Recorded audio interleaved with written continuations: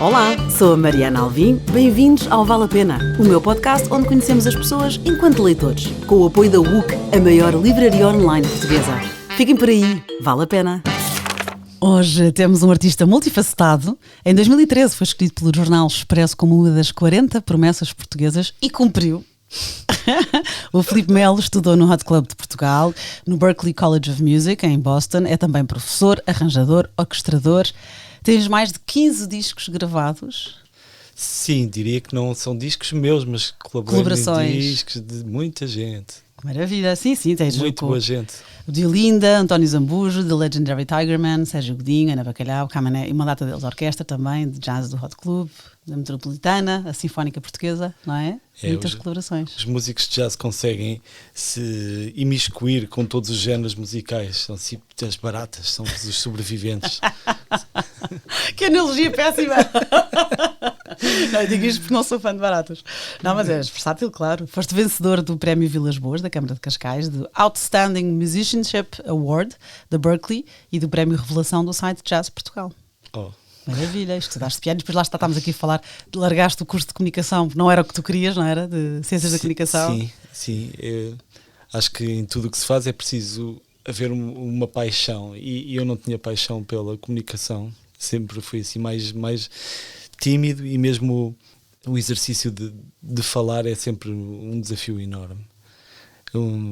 Mesmo estar aqui hoje é uma espécie de terapia para mim. Espero que sim. Sim. E cada dia tento mais esta tarefa difícil de articular ideias por palavras, que é sempre uma tarefa muito ingrata e difícil. É mais fácil escrever. Até diria que mais fácil tocar. Pois, comunicas assim com a tua música. Tento. Recentemente trabalhaste com o Adriano Luz, que foi meu chefe, quando eu escrevi Morangos com Açúcar. Ah, uau! Sim. Há muitos anos já, quando eu era guionista. E foste premiado, também já trabalhaste com o João Manuel Vieira, enfim, um currículo enorme que está tudo no Google. Isto em traços gerais, porque em traços particulares tenho aqui mais informação. Em tudo o que faz é muito perfeccionista, vê um argumento com erros e frita. Tudo o que o Filipe faz é muito bom. Ele não consegue fazer coisas médias. Está lá o Filipe? Então é muito bom. Uau. Estou a citar um amigo teu. Uau, fico muito elogiado. Normalmente eu vejo algumas dessas coisas como um defeito grave, mas fico muito agradecido. És perfeccionista? Isso Quem é será esse amigo? Foi Salvador Martinha. Sabes que eu, na verdade, eu sabia que era. Reconheci o discurso e a forma de falar. Sim. É um amor. O Salvador Martinha é mesmo uma pessoa genuinamente boa. É generosa. Generosa e boa. Vê-se que não há ali um pingo de maldade. Sem dúvida. Mesmo. Também já passou por este podcast, também convido a ouvir a conversa. Continua ele também, que tu tens gatos, tens um sentido de humor muito engraçado, muito porreiro. Criaste recentemente o podcast A Descoberta do Som, que conta com convidados como a Maria João Pires, o Pedro Mexia, a Beatriz Batarda, isto foi o Espreitar, claro. E depois diz também o Salvador, tens uma particularidade interessante, que és o podcaster que mais ouve, que sabes deixar os convidados falar. Que é uma qualidade, talvez uma noção musical que ele tenha, diz o Salvador. Eu suponho que também tem a ver com o facto de achar que o que os convidados têm a dizer é francamente mais interessante do que aquilo que eu posso dizer. Está bem, mas tens a capacidade de discernir isso? Sim. Suponho que de vez em quando é difícil ouvir-me também.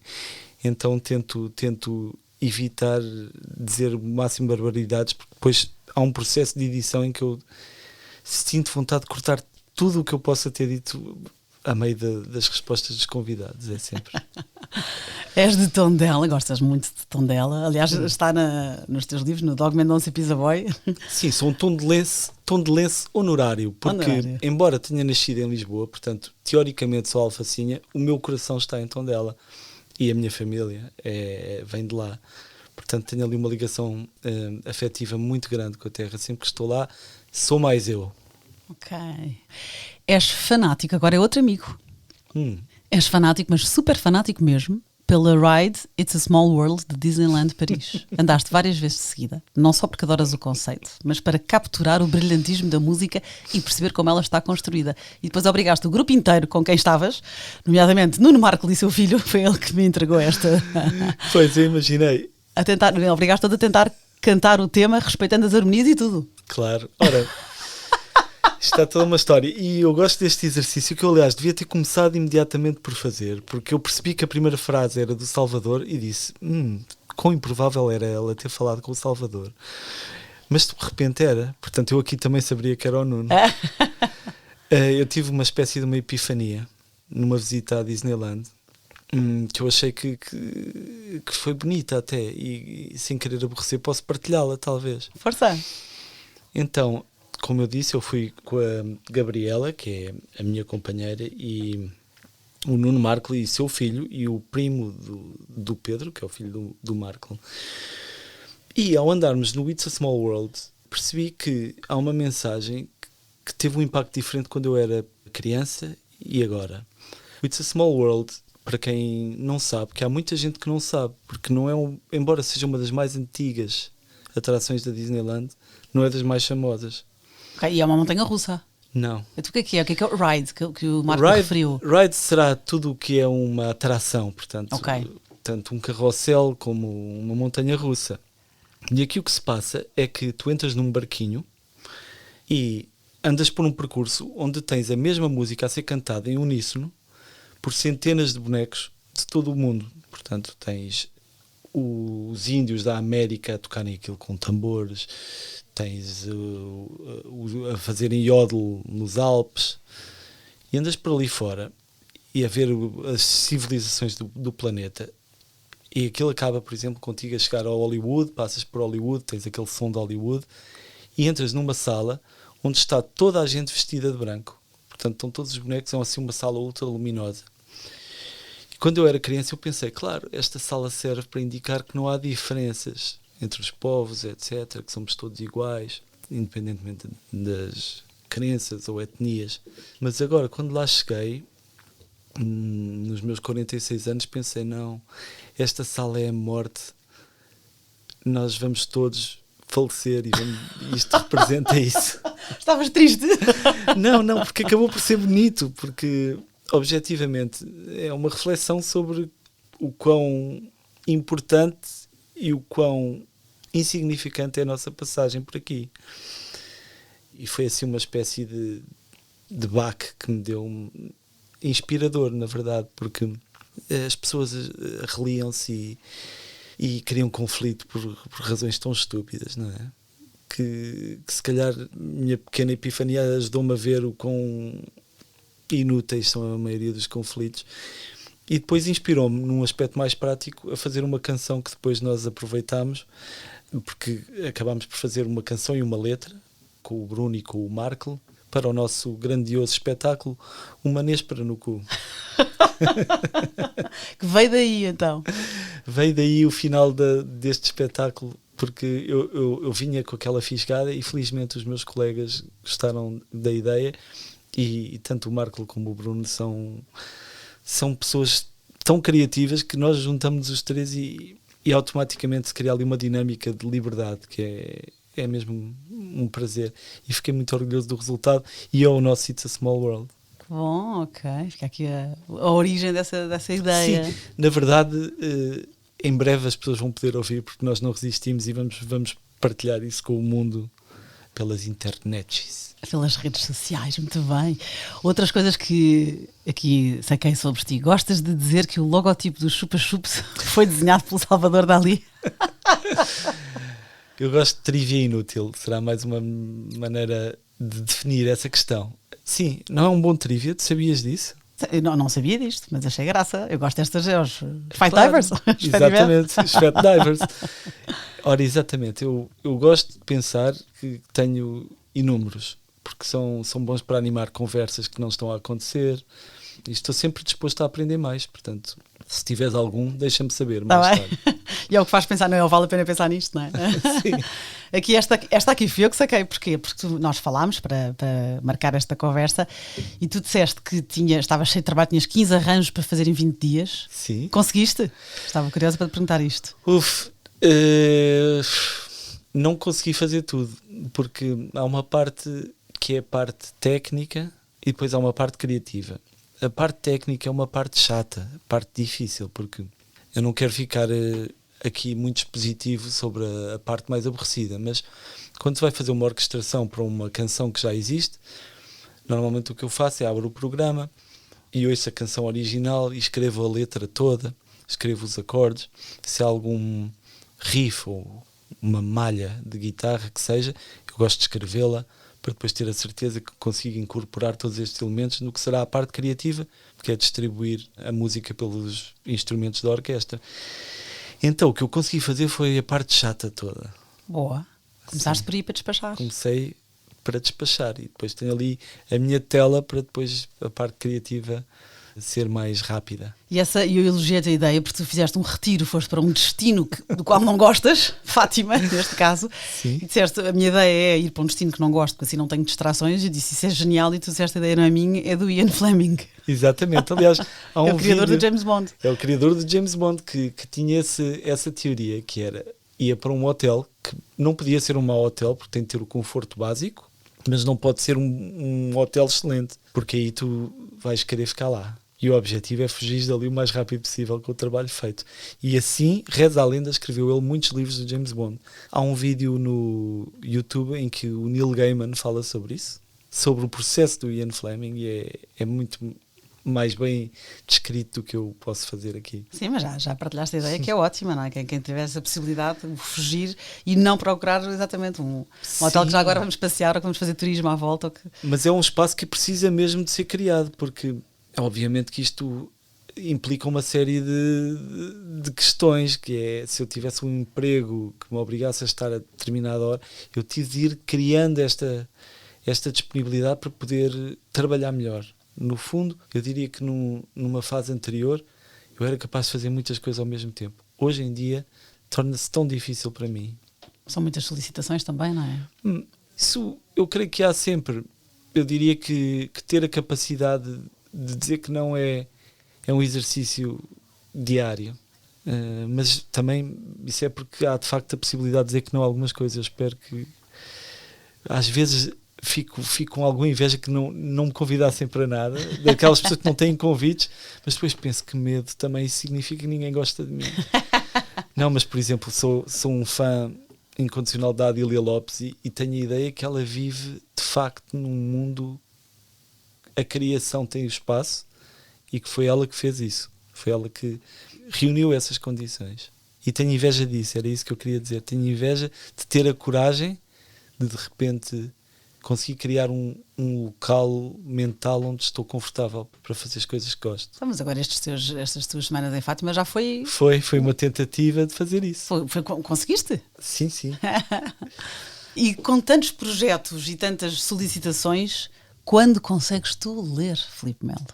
Olha, é uma excelente pergunta a que fazes, porque venho de uma família muito ligada aos livros também, porque na verdade eu cresci numa editora livreira. A minha mãe era professora de português e um dia decidiu fundar uma editora com 2 colegas da escola, e a editora foi fundada na minha casa no ano em que eu nasci. Que gira.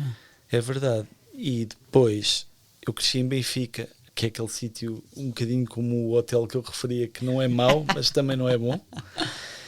E o meu dia-a-dia era feito entre a Escola Secundária de Benfica e a Texto Editora, que era do outro lado da rua.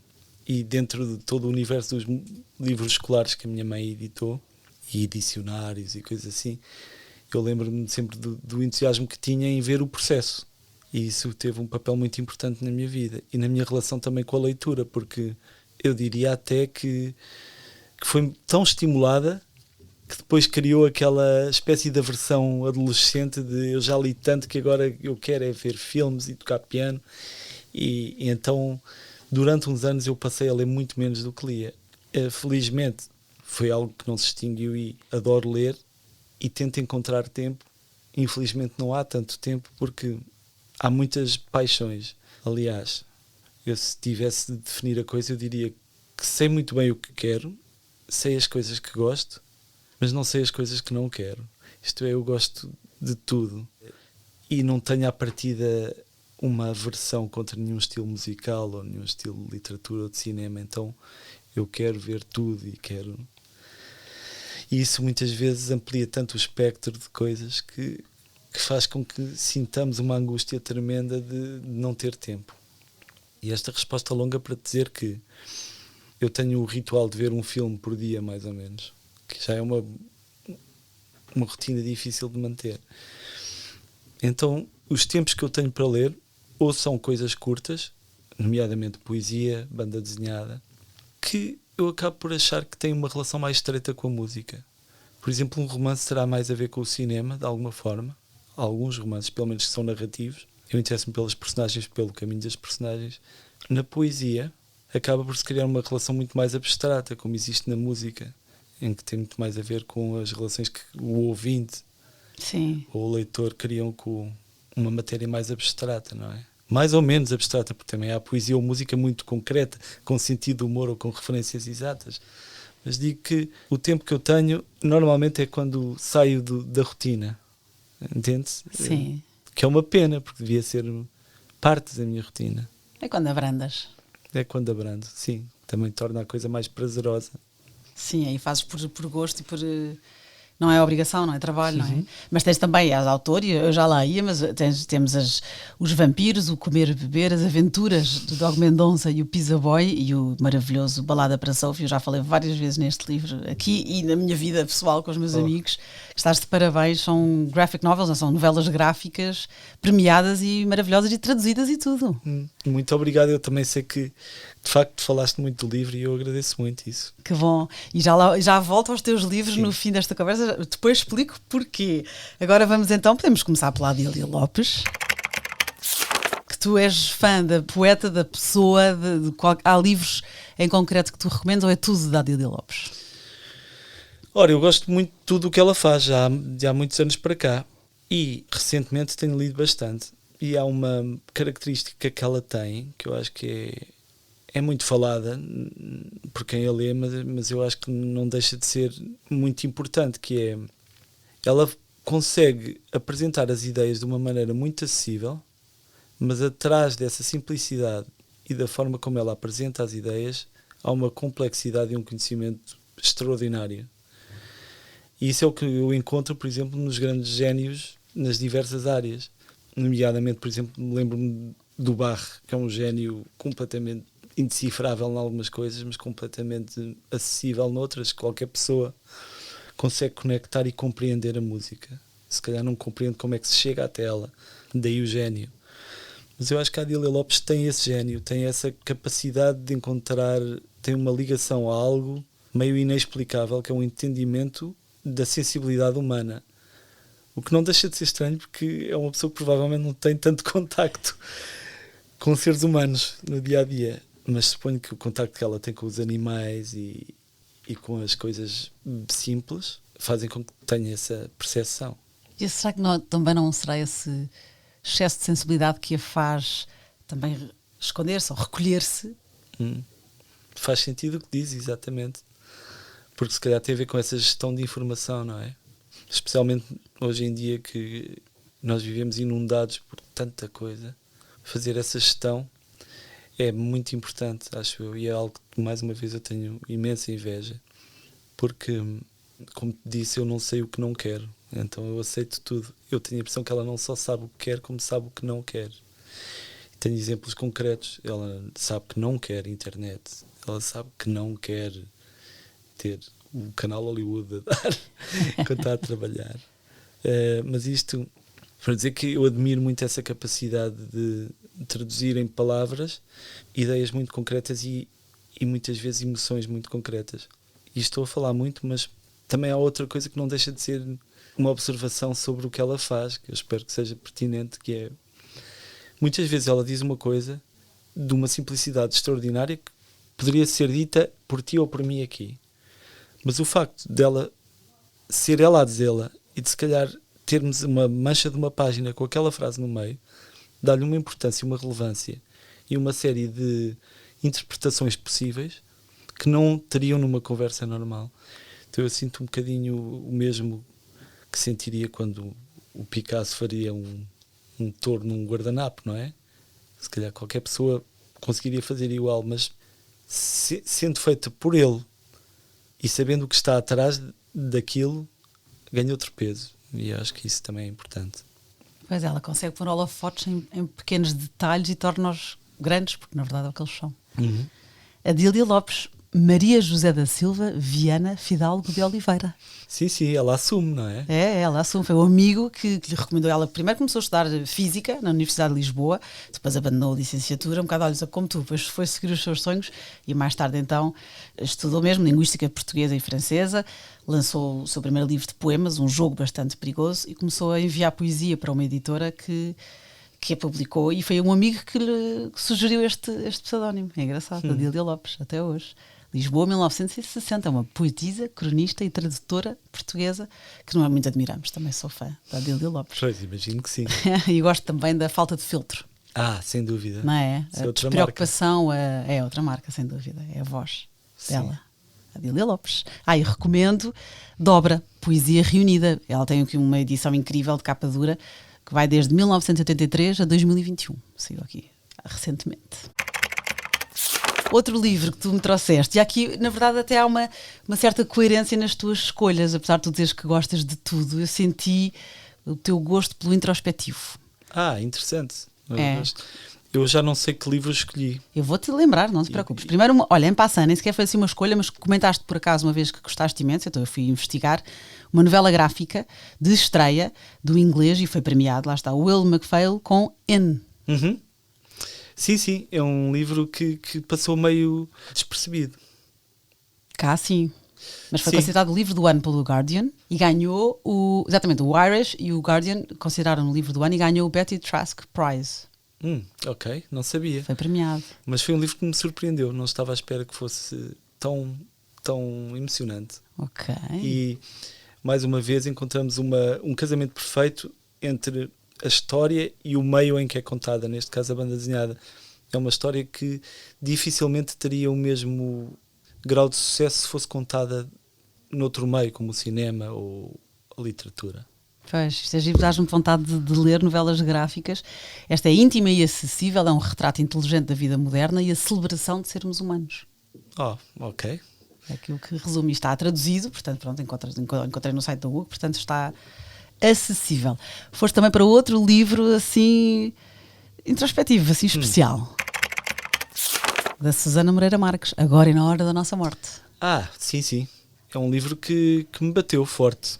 Li recentemente, embora o livro já tenha uns anos, e foi-me recomendado, e eu gostei muito do livro, porque para quem não leu, e eu espero despertar aqui algum interesse para que as pessoas o possam ler no futuro, parte de um trabalho que foi feito no norte de Portugal com cuidados paliativos, e foi um apoio, houve um apoio da Gulbenkian, e não tem nada a ver com eu fazer o podcast para estar a falar nisto, mas foi um apoio que a Gulbenkian deu para cuidados paliativos ao domicílio.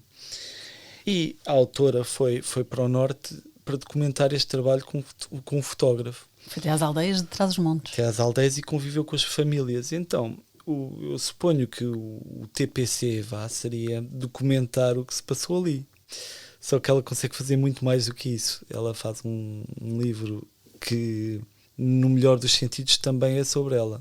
E é sobre as pessoas que passaram por aquilo e sobre essa relação com a morte, que às vezes é muito dura. Quer dizer, é sempre muito dura, mas que acaba por não ser um livro escuro. É um livro, à sua maneira, luminoso, porque são pessoas anónimas e que dão à morte a importância que ela tem. Isto é, toda a gente vai, não é?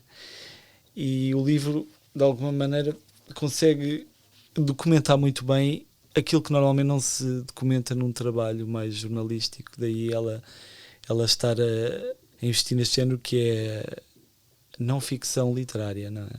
Que é interessante porque oferece uma documentação poética ou emocional de uma coisa muito prática, que foi um projeto quase científico, médico, não? E foi traduzido para inglês, francês e espanhol, que é sempre um sinal de sucesso. Não sabia disso. Foi traduzido, porque em Portugal é difícil ir lá para fora, não é? Há aqui uma crítica do Expresso do José Mário Silva que dá vontade de ler, lá está, dá vontade de ler este livro. Acontecimento raríssimo, um livro capaz de criar a sua própria forma, inventando de caminho um novo género literário. Raras vezes uma primeira obra atinge um tão elevado grau de perfeição formal e qualidade de escrita. Uau! É um belíssimo elogio, não é? José Mário Silva. Ora bem. Sim, portanto, quem conseguir ler o livro, eu tenho a impressão que ele está esgotado, mas eventualmente será reeditado. Sim, até porque ela agora também ela lançou outro livro que é também não ficção. Quanto tempo tem um dia? A Capicua escolheu esse livro aqui para a conversa e escreveu agora também mais recentemente outro de não ficção, Lenços Pretos, Chapéus de Palha e Brincos de Ouro, que é outro ensaio. Portanto, acredito se calhar então com este sucesso que está a correr muito bem, vem então outra vez o que tu sugeres agora e na hora da nossa morte, Susana Moreira Marques. Joana Bertolo, que já cá esteve neste podcast, tu és mais um que escolheu a história de Roma. É um livro que tem feito sucesso neste podcast. Pois, imagino que sim. Volta e meia, há aqueles convites para irem uma série de autores num sítio qualquer. Eu tive muita sorte em me cruzar com a Joana em São Paulo. E é uma mulher ultra inteligente, sensível, criativa. Uma pessoa fascinante, na verdade. E eu tive a sorte dela me falar no romance antes dele sair. E então cria-se logo uma afinidade, porque eu já gostei da história quando a ouvi contada por ela e ainda gostei mais de ler. Portanto, é um livro que eu recomendo. Ela escreve muitíssimo bem, mas acima de tudo acho que é uma escrita muito honesta e também tem aquela relação com as viagens, especialmente com Buenos Aires, que eu também tenho muito graças à minha parceria com um desenhador argentino. Então é um livro que obviamente eu gostaria muito de recomendar. O Juan Cávia, das tuas novelas gráficas. Nós trabalhamos, somos um só. E é incrível as tuas novelas gráficas com a tua história e as ilustrações do Juan Cávia. Fantástico. Fica também aqui a recomendação então da Joana Bertolo, que já cá esteve, e Filipe, tu também ouviste a conversa. Ouvi e gostei muito. Que bom, que bom. Continuamos na introspeção, lá está, Cartas a um Jovem Poeta, do Rainer Maria Rilke. Sim. Quer dizer, eu gosto muito da poesia dele, mas este livro aqui é uma espécie de manual de poesia. Eu não tenho qualquer ambição poética, pelo menos não verbal, mas é uma lição, porque é tão difícil escrever sobre esse ofício, não é? É quase um mundo onde tudo é válido, então ele aponta as coisas que ele considera importantes. Portanto, isto são as cartas que ele escreveu a um militar que tinha ambição poética e são de uma honestidade, de uma verdade, de uma fragilidade até, que eu não podia deixar de ficar muito inspirado e tão bem escritas também. Eu às vezes tenho muita pena de não falar muitos idiomas, porque até a edição que eu tenho é uma edição bilingue em que temos o texto original à esquerda e o texto em português à direita. E eu tenho pena de não falar mais idiomas para poder ler as coisas no idioma original. Daí que eu também admiro tanto o trabalho dos tradutores, que devem passar horas a tentar descobrir como é que consigo transmitir o que esta pessoa está a dizer. Eu acho que esse livro é um bom exemplo, mas é um bom livro até para quem quer compreender o pensamento de um poeta, e também me ajudou um bocadinho a perceber, talvez a distinguir o trigo do joio. Não sei explicar bem. Ouvir alguém falar a verdade faz com que depois detectemos algo que não é tão bom. É como ouvir boa música, não é? Depois de ouvirmos música a um alto nível, se calhar depois ficamos menos fascinados quando ouvimos coisas que não têm esse grau de profundidade. Subiste a fasquia. E aqui eu acho que este livro também, o que é especial nele são as 10 cartas que ele escreveu ao militar, lá está, ao Franz Xaver Capus. É que é um bocado como as histórias que podemos pegar em cinema que tu tanto gostas, não é? Que é quando a história é verosímil, quando a história é verídica, parece que isto não é ficção, ele escreveu efetivamente estas cartas a este poeta wannabe, não é? E então ainda torna mais honesto, porque não é ficção para quem... Claro que é do coração, e a ficção também é escrita do coração, não é? Sobretudo a poesia, mas ele escreveu para alguém, é uma literatura epistolar. Sim. Que existiu. E acaba por ser ainda mais fascinante o facto de saber que ele não as escreveu sabendo que iam ser publicadas. Exatamente, é isso, exatamente. É ainda mais profundo porque não está à espera que aquilo chegue a muita gente. Portanto, exatamente. Está ali. Não sabes que vais passar por um editor ou que vais ser lido, não pensas nos leitores.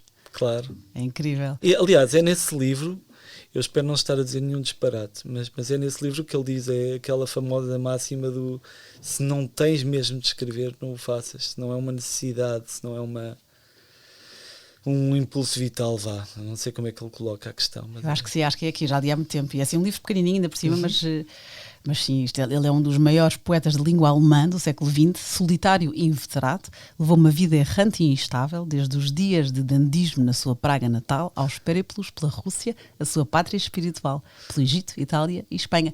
E tu falaste em tradução, é engraçado, porque o alemão, eu não acho uma língua muito bonita, eu estudei 3 anos no liceu, já não me lembro de nada, mas o alemão tem uma coisa fascinante, então é ainda mais difícil traduzi-lo, é que é a língua que mais vocabulário tem.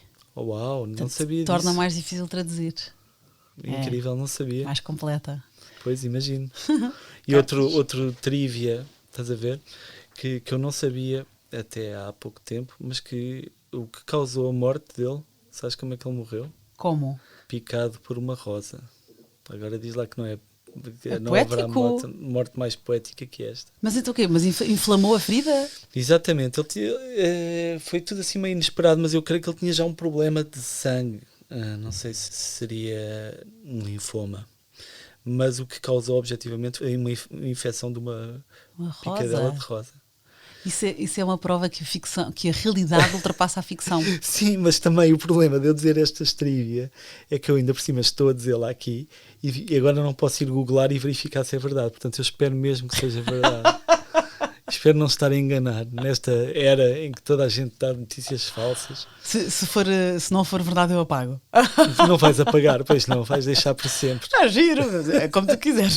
Não, eu assumo as minhas bacuradas. Mas agora fiquei curiosa também. Rainer Maria Rilke, cartas a um jovem poeta.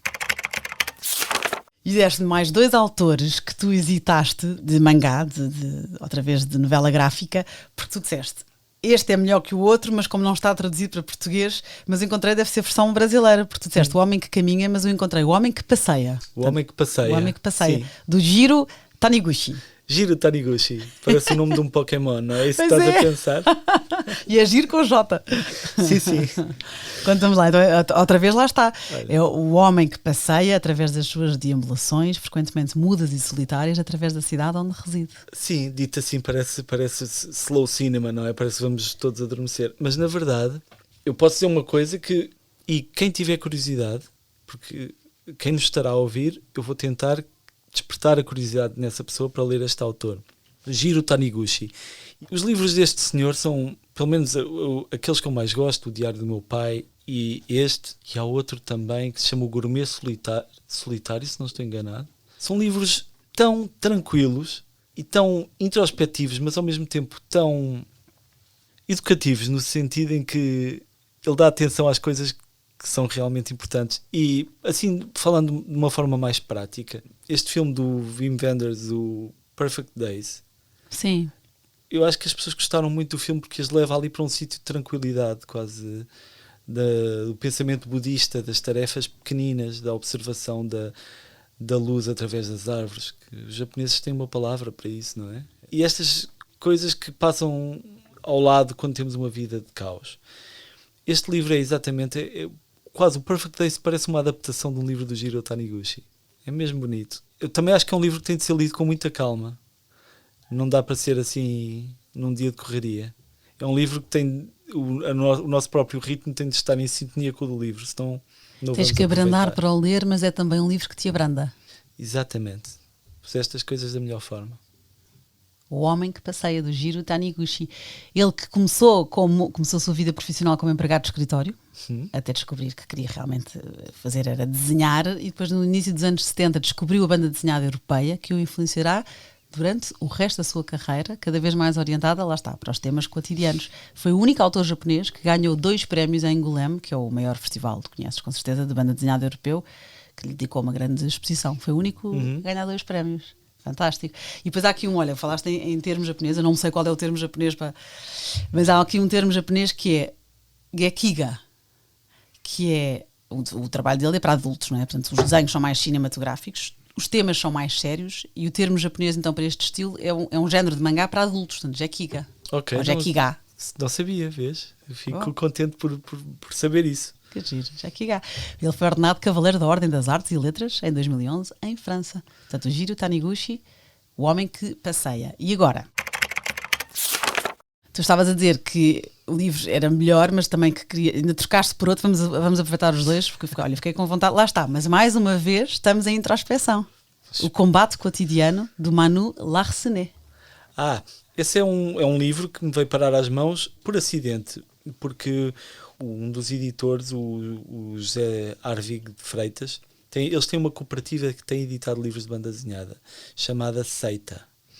E tem editado muitas coisas diferentes, mas este veio-me parar às mãos e eu comecei a ler aquilo e disse: uau, ok, isto é outro nível. É uma história tão bem contada, tão simples. É a história de um fotógrafo que tem ataques de ansiedade e que depois conhece uma veterinária que trata do gato dele e começa a reencontrar alguma esperança e reconecta com o pai dele. Também é sempre um tema um bocadinho recorrente nestes.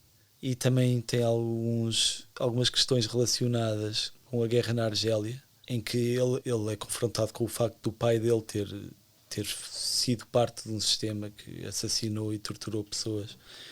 Então é um livro muito fácil de ler, no sentido em que criamos uma empatia tremenda com os personagens. E acho também que é um bom cartão de visita para quem quer entrar na banda desenhada.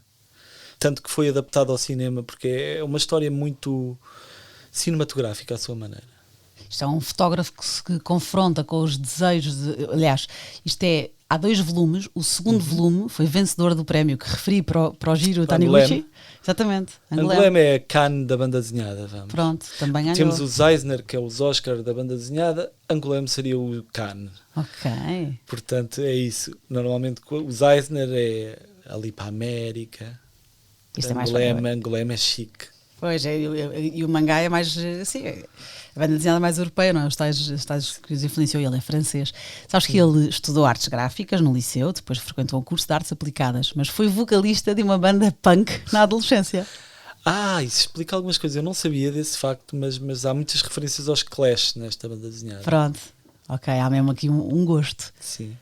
O Combate Cotidiano, do Manu Larsenet, que são 2 volumes. Agora vou fazer aqui uma pergunta difícil, Filipe. Ok. Banda desenhada N, do Will MacPhail, o escocês, o inglês. Agora e na Hora da Nossa Morte, Susana Moreira Marques. Cartas a um Jovem Poeta, do Rilke. O Homem que Passeia, do Taniguchi. E o Combate Cotidiano. Escolhe um. Espera lá. E a Adília Lopes também. A Adília Lopes. Ora bem, então deixa-me pensar, porque objetivamente, eu quando vim aqui falar contigo, eu pensei, eu não vou escolher assim os livros de uma vida, eu vou escolher aqueles livros que me apetece falar hoje. Isto é algo que tu ouvirás muito aqui, que é os preferidos de ontem serão diferentes dos preferidos da manhã. Isto para dizer que se eu tivesse de escolher um desses, eu creio que teria de escolher assim com o coração e iria para o Jiro Taniguchi, porque é capaz de ser o que tem mais a ver comigo, embora qualquer um dos outros pudesse estar eleito. Ok, o Homem que Passeia. Então agora disseste uma coisa que faz ponte para a próxima. Ao dia de hoje, disseste tu muito bem. É a próxima pergunta. Ao dia de hoje, se a tua vida desse um livro, qual seria o título? Perguntas difíceis fazes tu. Deixa-me ver, Mariana.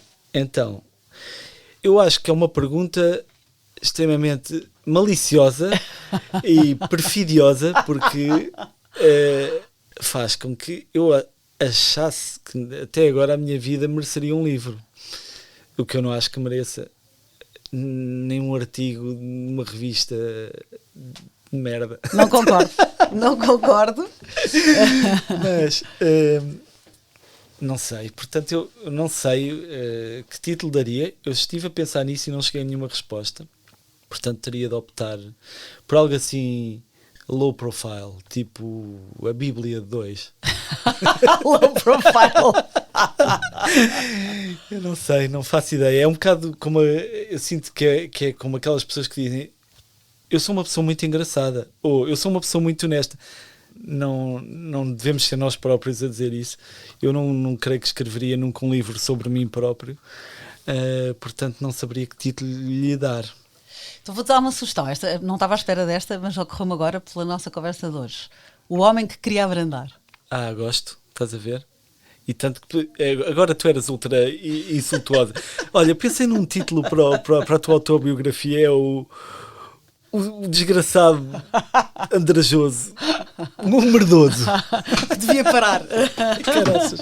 Até caem os fones. Yeah. Não, mas pronto, fica aqui só pela piada. Então agora vamos às minhas recomendações e ao meu livro no fim.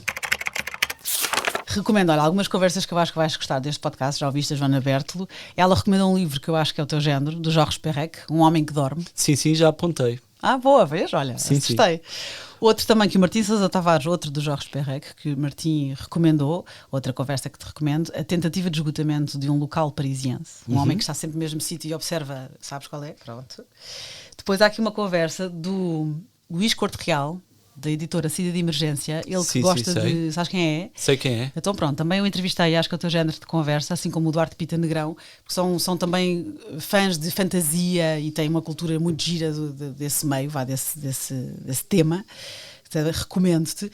E o Duarte Pita Negrão, que também já cá esteve, foi quem me deu a conhecer o Joe Abercrombie. Porquê? Porque há poucos anos, na Comic Con, eu fui convidada para o entrevistar. Ele vinha aqui a Portugal, depois com o confinamento não pôde vir, portanto foi via Zoom. Portanto tenho um vídeo que está no YouTube, recomendo, fiquei fã dele. E o Duarte é um fã fervoroso de Joe Abercrombie, que é um bocadinho... O R.R. Martin, do Game of Thrones, também o elogiou, E então, no fim da minha conversa com o Joe Abercrombie, eu eu sugeri, porque ele não estava comigo fisicamente, sugeri-lhe o Balada para Sophie. Uau! E ele ficou curioso e ele já tinha ouvido falar no Dog Mendonça e Pizza Boy. Já tinha ouvido falar, porque o livro foi traduzido, não é? Sim. Ele é inglês, portanto ele conhecia a tradução, já tinha ouvido falar no Dog Mendonça e Pizza Boy, que eu acho que é ótimo em termos de notoriedade, porque o Joe Abercrombie vais ouvir falar nele, sobretudo ele vai agora finalmente para série, portanto um bocado como o Game of Thrones fez explodir o R.R. Martin, no bom sentido. Ele é ótimo. E então, tenho isto há mais de um ano que nós estávamos para ter esta conversa. Eu já tinha este livro a te oferecer, tinha que te oferecer do Joe Abercrombie, que é o primeiro de uma trilogia, The Blade Itself, em inglês. Sei que tu lês em inglês. Estamos aqui a falar de um valente calhamaço, portanto, se é o primeiro de uma trilogia. Sim, eu acho que vais gostar. Tenho muita leitura pela frente. Eu que tenho a mania, que não adoro fantasia, fiquei presa e pronto, depois conheci melhor a obra dele para o entrevistar e ele de facto é bom.